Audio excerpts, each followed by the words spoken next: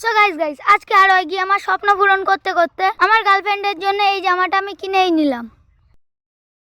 So guys আজকে আমি আমার 5 স্টার ঘরে শুয়েছিলাম, তখন আমার মা আমাকে বলে এই ও তোর আজকে স্বপ্ন পূরণ করতে যাবো। তারপর গাইস আমি বিছানা থেকে উঠে পড়লাম, স্বপ্ন পূরণ না আইফোন বাইক। তারপর গাইস হালকা করে রেডি হয়ে গেলাম। তারপর গাইস একটা কাকুর BMW ধরে উঠতে উঠতে চলে যাচ্ছিল হাড়োয়ার দিকে। তারপর গাইস চলে আসলাম আমাদের হাড়োয়াতে। সে নাই ঠিক আছে গাইস, কিন্তু স্বপ্ন পূরণ জামা কাপড়ের দোকানে কিছুক্ষণ ঘোরাফেরা করার পর আমার গার্লফ্রেন্ডের জন্য আমার এই জামাটা পছন্দ হয়ে গেল। তারপর মাকে বললাম, মা আমার গার্লফ্রেন্ডের জন্য এই জামাটা কিনে দাও। মা বলল, তোর তো কোনো গার্লফ্রেন্ডই নাই।